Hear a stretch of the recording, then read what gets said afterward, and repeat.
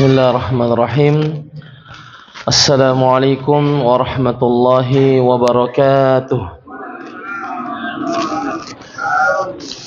Alhamdulillahilladzi ja'ala syahra ramadhana sayyidash syuhur wa dha'afa fihi alhasanati wal ujur. Arsala an-nabiyya sallallahu alaihi wasallam bil huda wan nur wa ala alihi wa ashabihi wa man tabi'ahum bi ihsanin ila yaumin nusyur, amma ba'd. Hadirin dan hadirat, bapak-bapak dan ibu-ibu kaum muslimin yang sama-sama berbahagia. Alhamdulillah, pada malam hari yang berbahagia ini, di malam Selasa tanggal 17 dari bulan suci Ramadan tahun 1000, di malam Senin tanggal 17 dari bulan suci Ramadan tahun 1446 Hijriah, dengan izin Allah Subhanahu wa taala dan taufiknya kita bisa hadir untuk sama-sama melanjutkan kegiatan kita dalam program cerdas ceramah Ramadan berseri dalam tema Asmaul Husna, yaitu menyelami makna nama-nama Allah Subhanahu wa taala yang maha indah. Jamaah sekalian yang sama-sama berbahagia, berkata Rasulullah sallallahu alaihi wasallam dalam hadisnya yang sahih diriwayatkan oleh Imam Muslim dan yang lainnya, beliau pernah mengatakan, la yuqimu ar-rajulu ar-rajilah, tidak boleh seseorang itu menyuruh berdiri orang yang sedang duduk. Summa yajlisu fihi, kemudian dia yang duduk di tempat itu. Walakin, tetapi, tafassahu wa tawassa'u, namun yang benar adalah kita melampangkan majelis, meluangkan majelis dan memperlebar majelis. Ya. Dalam aturan masalah duduk itu juga diatur dalam agama kita. Tidak boleh seseorang itu menyuruh berdiri orang yang sudah duduk, kemudian orangnya pergi dan dia yang justru duduk di tempat itu. Ya. Tetapi yang benar adalah luaskanlah dan perlebarlah majelis. Ya. Misalnya ada orang yang terlambat ikut kajian, kemudian dia tidak dapat tempat, maka dia menyuruh temannya berdiri. Ya. Atau dia bilang, kayaknya ada cicak di situ, berdiri baru dia duduk. Ya. Kayaknya ada kotoran di situ, mana berdiri baru dia duduk ambil tempatnya. Itu tidak boleh. Tapi yang benar adalah luaskanlah majelis dan perlebarlah majelis. Bagaimana itu meluaskan majelis? Yaitu orang mundur dan bisa memperlebar majelisnya. Ini berkaitan tentang aturan tempat. Ya. Bagaimana hukum seseorang menaruh sajadah di masjid? Ya, sebenarnya tembaknya ke situ. Ya. Nah, mukaddimahnya memang begitu dulu. Ya. Ya.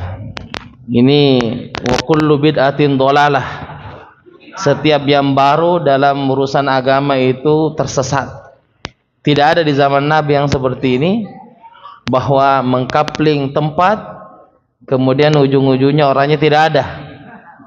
Pas sudah mau iqamat, barulah yang di belakang disuruh maju untuk mengisi, dengan dalil bahwasanya dia sudah taruh sajadah duluan. Ya. Dan itu tidak boleh di masjid. La yajuz. Tidak boleh kita kapling-kapling tempat dan menaruh sajadah kita di situ dengan alasan itu tempat kita. Segala tempat yang umum, hukumnya tempat umum itu, siapa yang cepat datang maka dia berhak memilih di mana tempat dia duduk, di mana tempat dia berada di situ. Masjid ini tempat khusus atau tempat umum? Umum, berarti berlaku kaidah tadi. Siapa yang duluan maka dia berhak untuk memilih tempat tersebut. Beda kalau tempatnya khusus. Tempat khusus itu ada acara, sudah tertulis di sini Pak Bupati, Pak Camat, kemudian kita tiba-tiba cepat datang, saya mau duduk di sini. Itu punya Pak Bupati, nggak boleh.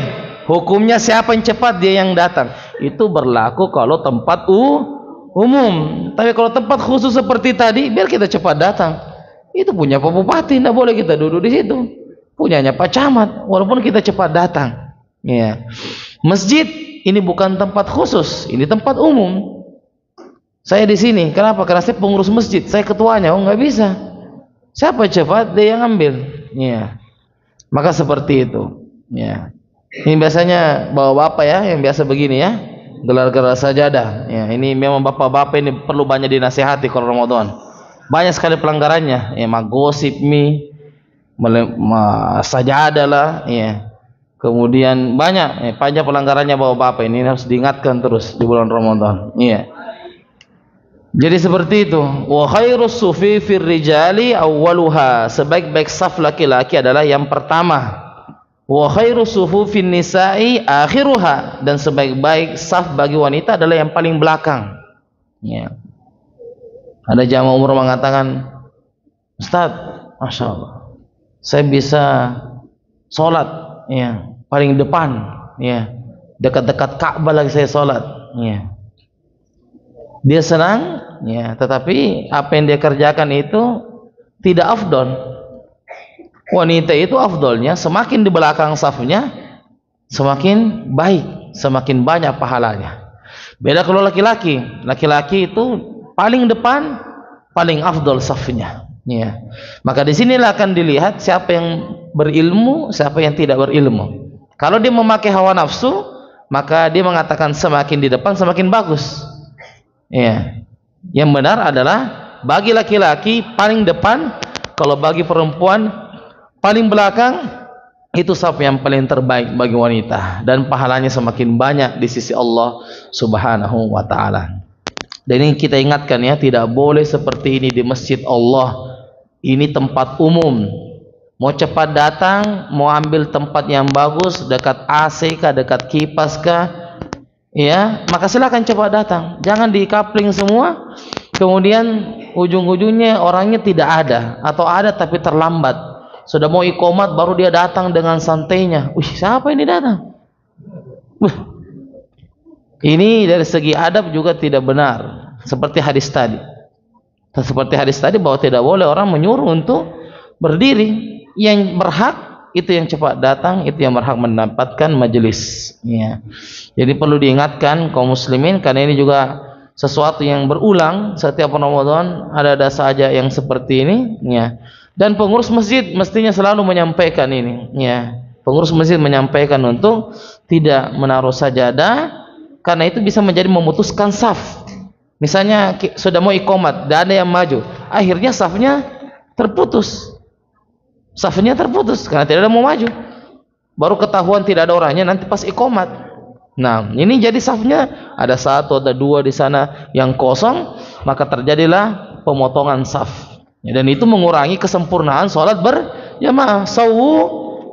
Sufufakum fa inna taswatas saffi min tamami as-shalah. Luruskan saf dan rapatkan, karena merapatkan saf bagian dari kesempurnaan salat. Ya, jadi seperti itu. Jadi ini perlu untuk diperhatikan bahwa ini juga bagian daripada kezoliman. Nah, yang mana yang terzolimi dalam hal ini? Siapa yang terzolimi dalam hal ini? Yang cepat datang, dia terzolimi. Dia sudah mau di situ, dia tidak boleh. Ada yang punya ini, oh dia terzolimi. Haknya dia cepat datang, kemudian tidak boleh di sini. Ya, di belakang ke kanan ada yang punya. Mana punya? Belum datang. Nanti detik-detik iqomat baru dia muncul itu. Ya, saingan dengan Pak Imam. Ya. Dia munculnya saingan dengan Pak Imam. Ya. Dan masalah saf itu ya, bukan masalah ukuran itu satu sajadah satu orang. Salah itu kalau bilang satu saja satu orang. Kalau sajadahnya 2 meter lebarnya bagaimana? Nah, kemudian dia ini ya kakinya lebar juga. Tidak, yang benar adalah rapatkan saf. Yang lebih parah lagi kalau sajadahnya ditindis, hatinya sakit. Pedih Pak Seding. Kenapa ini? Ditindis sajadah saya, ya Allah. Sajadah saja ditindis, sakit hatinya. Biasa begitu ya, yang kita lebar sajadah kemudian ditindis sajadah. Sakitnya minta ampun katanya. Ditindis saya punya sajadah. Oh santai. Nah begitu. Rapatkan saf. Bukan ini sajadah saya berarti yang coupling yang tidak. Saf itu intinya rapat, bahu ketemu dengan bahu, ya, tumit ketemu dengan tumit, mendekat itu, maka itulah saf yang sempurna. Bukan ini sajadah saya, lebarnya 2 meter, ini punya saya, tidak bisa. Pasti safnya tidak lurus, ya, pasti safnya tidak teratur. Jadi seperti itu para jamaah sekalian. Ya, ini sebenarnya titipan, ya, titipan ini, ya. Biasa ada titipan. Jadi untuk menjelaskan juga bahwa kalau dibiarkan seperti itu, orang menganggap ini sahih, padahal itu keliru dan itu melanggar daripada adab-adab masuk masjid, yaitu melanggar. Selain melanggar, dan di situ juga ada bentuk kezaliman. Kasihan orang yang sudah datang kemudian disuruh ke belakang. Az-zulmu zulumatun yaumal qiyamah. Cemaskan yang sama-sama berbahagia, pada pertemuan kita yang terakhir telah kita sebutkan 2 nama Allah Subhanahu wa taala yang mulia. Yang pertama adalah Al-Malik, yang mana Al-Malik ini disebutkan 5 kali di dalam Al-Quran. Salah satunya adalah surah Al-Mu'minun ayat 116. Dan Al-Malik artinya yang maha berkuasa atas segala kerajaannya. Dan telah kita sebutkan bahwa Al-Malik itu lebih umum bahasa ini daripada Al-Malik. Al-Malik itu adalah zat Allah Subhanahu wa taala, pribadi Allah Subhanahu wa taala. Adapun Al-Malik artinya adalah perbuatan Allah Subhanahu wa taala, ya, fi'il. Ini adalah perbuatan Allah. Kemudian yang kedua adalah Al-Quddus, ya. Ini disebutkan dalam surah Al-Hasyr ayat 23, ya. Surah Al-Hasyr ayat 23. Dan Al-Quddus bermakna yang maha suci, dan agama kita ini dibangun atas kesucian, ya. Agama Islam selalu memperhatikan yang namanya kebersihan, selalu memperhatikan yang namanya kesucian, dan tidak sedikit orang masuk Islam itu gara-gara agama Islam sangat memperhatikan yang namanya kebersihan. Makanya dalam hadis disebutkan, idza istayqadha ahadukum min naumihi fala yaghmiz yadahu fil ina hatta yaghsilaha. Jika engkau bangun dari tidurmu, maka jangan sekali-kali engkau masukkan tanganmu ke dalam bejana, ke dalam ember, kecuali engkau telah mencucinya 3 kali. Karena kenapa? Karena dia tidak mengetahui di hotel mana bermalam tangannya.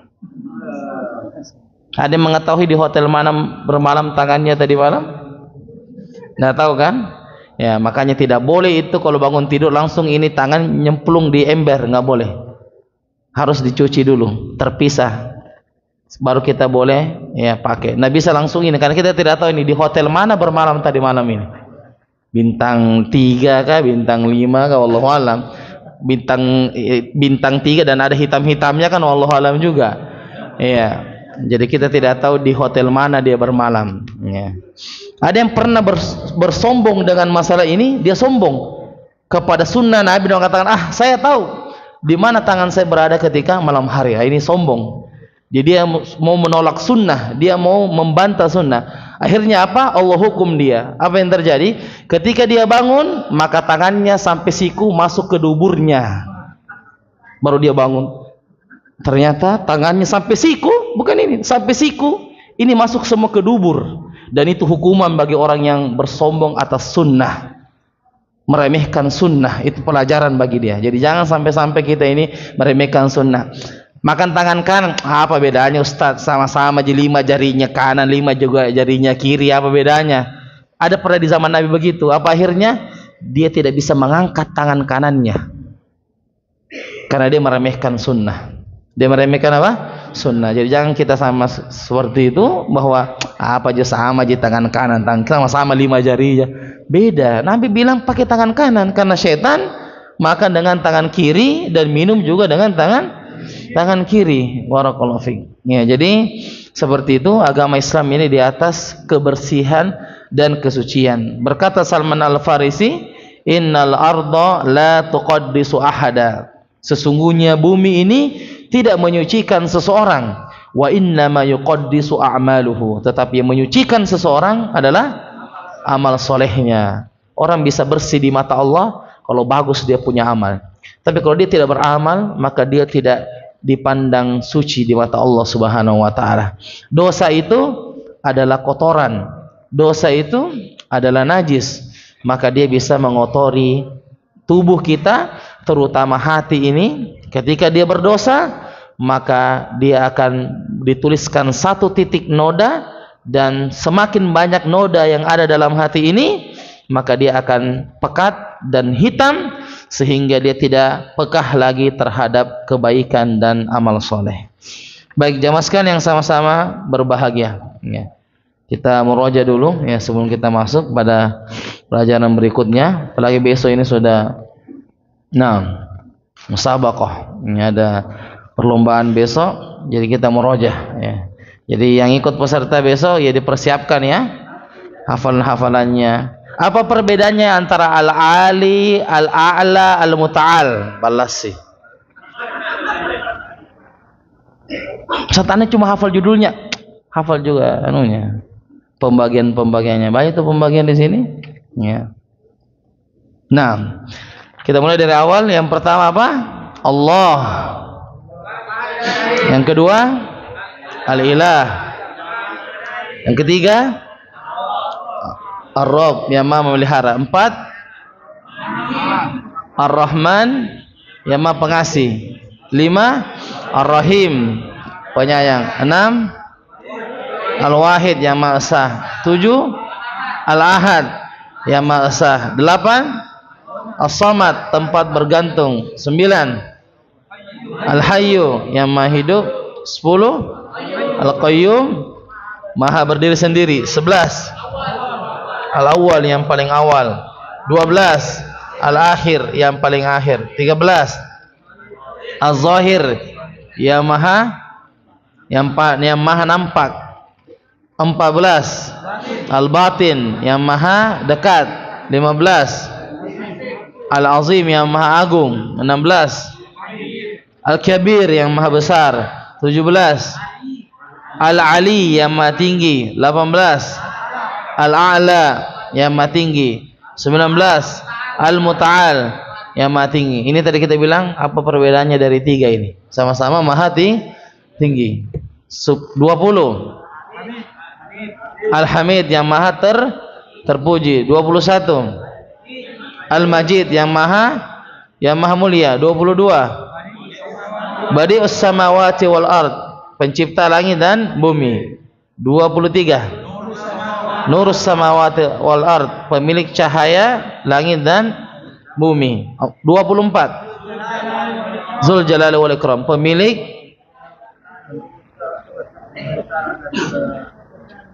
apa? Kebesaran dan kemuliaan Allah. 25 Malikul Mulk, artinya pemilik kekuasaan. 26 Al-Malik atau Al-Malik? Al-Malik, apa artinya Al-Malik? Yang maha berkuasa. 27 Al-Malik, yang maha berkuasa. Kemudian Al-Quddus, yang maha suci. 28 sama ya. Tadi yang di 27 apa tadi?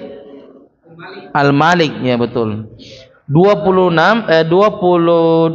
itu Al-Malik. Ya, saya ulang ya. Al-Malik itu 26. Al-Malik itu 26. 27-nya Al-Malik, panjang. Malik panjang ya. Ya, jadi saya ulangi. 27 yang kemarin itu Al-Malik, mimnya panjang. Ya, mimnya panjang. 27 yang kemarin. Kemudian yang kemarinnya lagi adalah apa? Al-Malik. Ya, Al-Malik. Ya, lamnya panjang, mat tobi. Dia adalah apa? Mat tobi. Kasro bertemu ya sukun. Al-Malik. Jadi 27 tadi apa? Al-Malik. 28 Al-Quddus. Baik, kita lanjut. 2 nama Allah Subhanahu wa taala yang Maha Mulia. Yang pertama adalah As-Salam. Ya. As-Salam disebutkan sekali di dalam Al-Qur'an di surah Al-Hasyr ayat 23. Ya. Disebutkan hanya sekali dalam Al-Quran di surah Al-Hasyr ayat 23. Ya. Ya, bisa dilihat ini surah Al-Hasyr ayat 23. Di sini banyak menyebutkan Asmaul Husna. Sangat banyak, 23 dan ayat 24. Ya. Apa kata Allah Subhanahu wa taala di surah Al-Hasyr?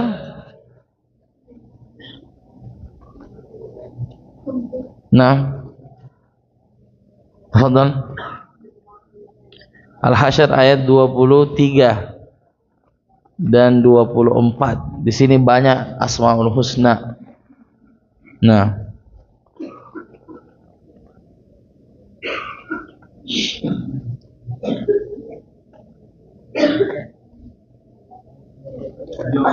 ayat 23. Dibaca dulu ayatnya. Fadal, Pak. Al-Hasyr ayat 23. Nah.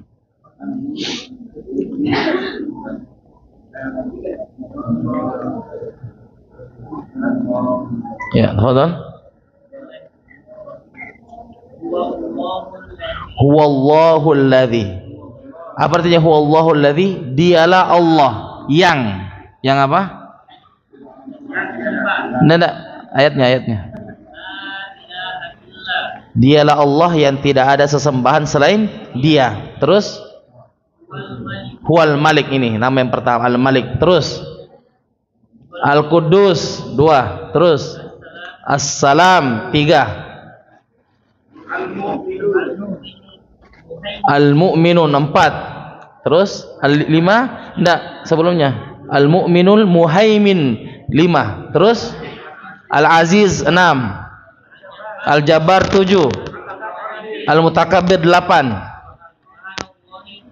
Ya, subhanallah masyarakat. Itu ayat 23 ya. Terus ayat 24. Huwallahu, dialah Allah yang Al-Khaliq 9. Khaliq.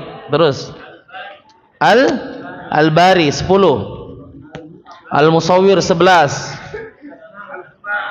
Lahul Asmaul Husna. Dialah Allah yang memiliki nama-nama yang indah. Lahul Asmaul Husna. Terus sabihu lahu ma fis samawati wal ard wa huwal Aziz 12, Al-Hakim 13. Ada 13 nama Allah di situ, ya. Banyak ini di surah Al-Hasyr ayat berapa tadi? 23 dan 24. Ada 13 nama-nama Allah Subhanahu wa taala, dan ini termasuk yang paket komplit di ayat 23 dan 24. Di surah Al-Hasyr adapun yang lainnya itu terpisah-pisah. Ya, selalu Allah menutup dengan wa huwal azizul ghafur, wa huwal azizul hakim, ya. Biasanya terpisah-pisah. Tapi ini di Al-Hasyr dia banyak menyebutkan nama-nama Allah di situ. Jadi paling banyak itu surah Al-Hasyr ayat 23 dan berapa? 24. Artinya salam, artinya apa maksud daripada salam? Keselamatan dan kesejahteraan. Ya, keselamatan dan kesejahteraan. Keselamatan dan kesejahteraan dari segala macam aib, ya. Keselamatan dan kesejahteraan dari segala macam apa? Aib dan kekurangan, ya. Keselamatan dan kesejahteraan dari segala macam aib dan kekurangan. Ini makna daripada As-Salam. Jadi Allah itu adalah maha sejahtera dan tidak ada cacat sedikit pun dalam diri Allah Subhanahu wa taala. Ya. Kemudian disebutkan dalam hadis Rasulullah sallallahu alaihi wasallam bersabda. Dalam hadis riwayat Muslim, beliau pernah mengatakan la tadkhulul jannah. Apa artinya la tadkhulul jannah? Ya, kalian tidak bisa masuk surga hatta tu'minu. Apa artinya hatta? Hatta hingga atau sampai tu'minu. Kalian berapa? Beriman. Kalian tidak masuk surga sampai kalian beriman. Wala tu'minu dan kalian tidak bisa beriman hatta tahabu. Apa artinya tahabu? Hingga kalian saling mencintai. Awala adullukum ala syai'in, maukah aku tunjukkan suatu amalan, idza amiltumuhum tahabbtum, jika engkau kerjakan kalian akan saling mencintai. Afshus salama bainakum. Itu ujungnya saja itu. Ujungnya. Mau hafal hadis selengkapnya itu tadi. Ya. Maka sebarkanlah salam, engkau akan saling mencintai. Afshus salama bainakum. Berarti orang bisa masuk surga itu kalau beriman. Dan orang beriman itu bisa kalau saling mencintai. Orang bisa saling mencintai kalau memberi salam. Orang Yahudi paling cemburu dengan kita dua. Satu, salam, paling suka, paling cemburu dia, karena kata mereka, kita ini orang Yahudi ya, kalau ketemu saling melaknat. Kalau orang Islam ini saling memberi selamat. Assalamualaikum, assalamualaikum. Yang kedua, mereka cemburu kalau kita bersin. Satu bersin, satu berdoa. Alhamdulillah. Yahdikumullahu wa yuslihu. Ini dua yang paling mereka cemburu, orang Yahudi. Salam dan adanya orang bersin dan saling mendoakan. Orang Islam saling melempar doa. Masya Allah. Satu bersin, satu berdoa. Ya, jadi luar biasa agama kita adalah agama keselamatan. Ya, assalam, kesejahteraan. Ya, bagi kita semua. Untuk itu, bahkan kita mendoakan saudara-saudara kita dalam tasyahud. At-tahiyatu lillahi wassalawatu wattayyibatu assalamu alaika ayuhan nabiyyu wa rahmatullahi wa barakatuh. Assalamu alaina, keselamatan bagi kami, wa ala ibadillahi sholihin, dan seluruh hamba-hambamu yang soleh di muka bumi ini. Kata para ulama kita, siapa yang membaca ini ketika tahiyat, berarti dia mendoakan seluruh makhluk yang soleh di muka bumi ini. Masya Allah. Kita mungkin tidur-tidur saja, tapi ada teman kita lagi sholat, dia doakan kita. Masya Allah. Iya. Jadi ini keutamaan menjadi orang soleh. Ya. Adapun menjadi orang salah, tidak didoakan. Ya. Jadi setiap orang soleh itu didoakan semua. Ya. Setiap orang yang sholat, dia baca tahiyat tadi, keselamatan bagi kami, dan untuk siapa? Ibadillahis sholihin, seluruh hamba-hamba Allah yang apa? Yang soleh. Baik, nomor 2, al-mu'min. Al-mu'min ini disebutkan 3 kali dalam Al-Quran. Al-mu'min disebutkan 3 kali dalam Al-Quran. Salah satunya di surah Al-Hasyr ayat 23. Ya. Yang tadi dibaca, Al-Hasyr ayat 23. Kemudian makna daripada al-mu'min, al-mu'min artinya maha memberi rasa aman. Ya, maha memberi rasa aman kepada seluruh ciptaannya. Maha memberi rasa aman kepada seluruh apa? Ciptaannya. Maha memberi rasa aman kepada seluruh ciptaannya dari segala keburukan. Ya, dari segala keburukan. Ya. Jadi al-mu'min artinya Allah yang maha memberikan rasa aman kepada kita. Kalau ada Allah, maka kita aman. Tapi kalau tidak ada Allah, maka kita tidak dalam keadaan aman. Ya. Makanya ketika Abu Bakar ketika hijrah bersama dengan Nabi dalam Gunung Sur, ya, di Jabal Sur, ketika ingin dikejar oleh orang-orang kafir, bahkan mereka sudah mendekat, Abu Bakar dan Nabi bersembunyi di Jabal Sur itu, dan Abu Bakar mengatakan, ya Rasulullah, seandainya mereka menengok ke bawah, kita akan ketahuan. Mereka melirik ke bawah, kita sudah ketahuan. Takut Abu Bakar. Tapi Nabi memberikan motivasi kepada Abu Bakar, la tahzan, jangan bersedih, innallaha ma'ana, sesungguhnya kita bersama dengan Allah Subhanahu wa taala. Abu Bakar, kita tidak sedang berdua, tapi kita sekarang bertiga dengan Allah Subhanahu wa taala. Jadi luar biasa, Allah yang memberikan rasa aman kepada kita. Allazi at'amahum min ju' wa amanahum min khauf. Allah lah yang memberikan kita makanan dan Allah lah yang memberikan rasa aman kepada kita. Falyabudu rabb hadzal bait, dan sembahlah Ka'bah ini. Dan sembahlah Ka'bah ini. Begitu ayatnya. Bukan rabb hadzal bait, pemilik Ka'bah ini. Orang Islam juga menyembah berhala. Mana buktinya? Dia sembah Ka'bah. Rabb hadzal bait, tidak dikatakan falyabudul Ka'bah. Di dalam Al-Quran tidak mengatakan falyabudul Ka'bah. Apa artinya falyabudu Ka'bah? Maka sembahlah Ka'bah. Tidak. Dalam Al-Quran bilang apa? Rabbah. Apa artinya Rabbah? Pemilik Ka'bah ini. Tidak ada orang pergi menyembah Ka'bah, tidak ada. Kita menyembah bukan ke Ka'bah. Kita yang kita sembah yang punya Ka'bah, yaitu Allah Subhanahu wa taala. Jadi kalau kita dituduh bahwasanya orang Islam juga menyembah berhala, hada khata. Ini salah. Kita menyembah sebagaimana di surah Quraisy, falyabudu rabb hadzal bait, sembahlah yang punya Ka'bah ini, yaitu Allah Subhanahu wa taala. Baik, jazakumullah khair atas perhatiannya. Terakhir satu ayat yang kita tadabburi pada hari ini. Ayat ke berapa sekarang ini? Juz ke berapa? 16. Ya, juz ke 16. Tafadhol. Satu orang yang bisa tadabburi, ya. Ini supaya bagian dari program karomah kita berjalan, ya. Khatam Quran dan terjemahan, ya.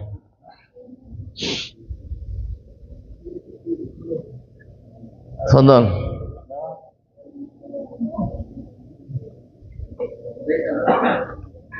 Satu ayat, ya. Satu ayat yang dibaca hari ini. Nah, tafadhol. Surah Maryam ayat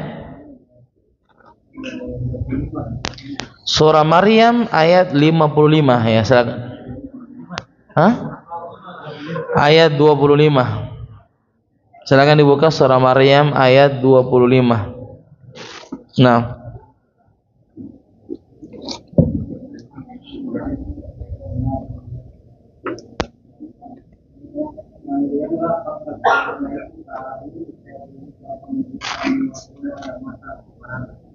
Diulangi.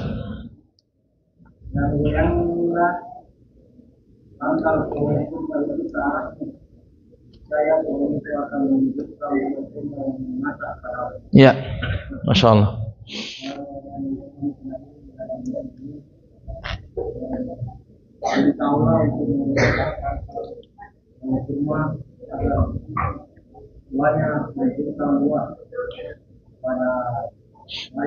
Ya.